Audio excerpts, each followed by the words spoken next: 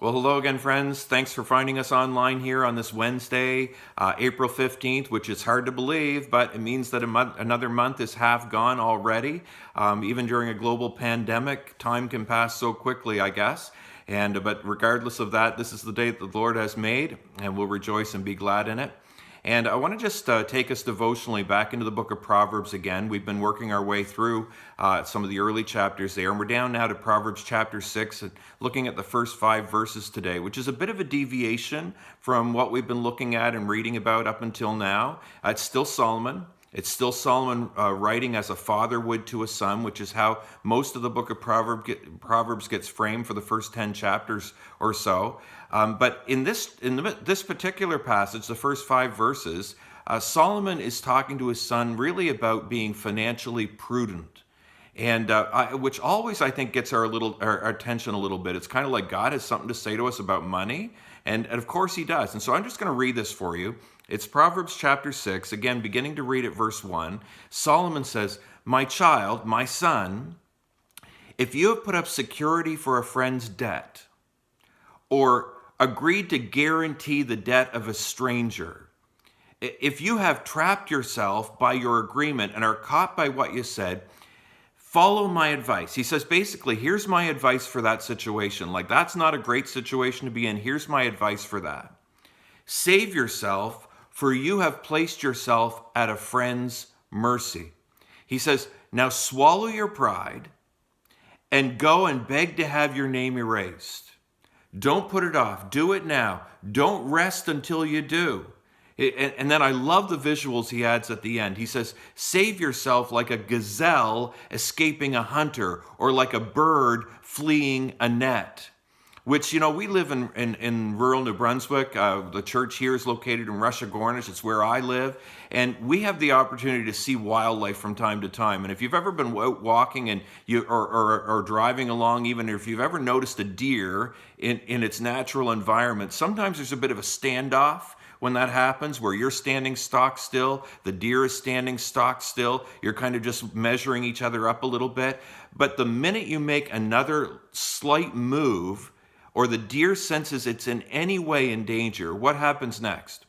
It just turns and runs, doesn't it? Runs in the opposite direction, runs to get away. And if it's a doe that has little fawns with it, they turn and go too. And the only thing you see are a little brief tuft of white fur from their tails, and then they're completely gone.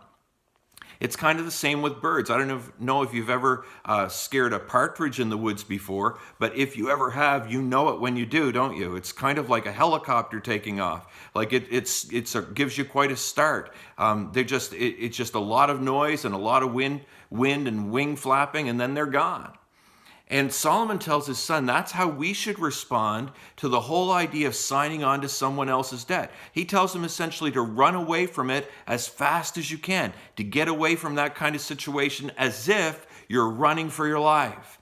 And I want us to be careful here, because we can sometimes read these passages and we read them wrong. Some people might think that what Solomon is saying here is to hang on to what you have at all costs, which is how a lot of people in our world operate, isn't it? It's kind of like, it's mine, I own it, I earned it, I deserve it, I'm keeping it, I'm hanging on to it. But if you go back and read it again, I think you'll find that Solomon is not discouraging generosity. Nobody signs onto a loan for somebody else as an act of greed. That pretty much always is going to come from a good place. It's going to come from a helpful place. You want to help somebody else. And in case you haven't noticed, generosity is actually in the Bible encouraged regularly. That it's part of God's model for wealth management, actually. In fact, if we were to cheat and look ahead a little bit into Proverbs chapter 11, then in verse 25 there, Solomon makes a comment that he says, the generous will prosper. Those who refresh others will themselves be refreshed. Like he's saying, really, developing and prospering, or fostering rather, a generous lifestyle is actually one of the hallmarks of the God-honoring life. That we should all be growing in the personal discipline of helping others and being generous to others with other people. And God says that he'll give us the ability to be even more generous when we're generous with a little bit. And so if you look at it a little closer, what Solomon is actually warning his son about back in those verses in chapter 6 is about being smart with our generosity. It's about guaranteeing our own ability to be generous down the road. In this passage, he's specifically warning against a very specific situation about tying oneself to the debt of somebody else. Because apparently, even in those days, lending was a bit of an industry for some. That when someone needed money for something today, they could go to one of these money lenders who would give them what they needed today, only to demand far more down the road. And in order to ensure that that payment would be made, they would often ask somebody else to sign on to that same loan as a surety. But the problem with that, of course, is, and we've seen this in all the other situations that we know of, that in the wrong situation, under the wrong terms, with the wrong people, what can end up happening is it can put everything at risk.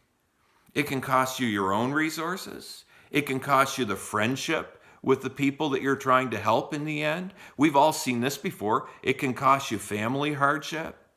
And in the end, it can actually cost you, and this is really the big point here, it can cost you the ability to live generously in the future, which is what your intention was in the first place.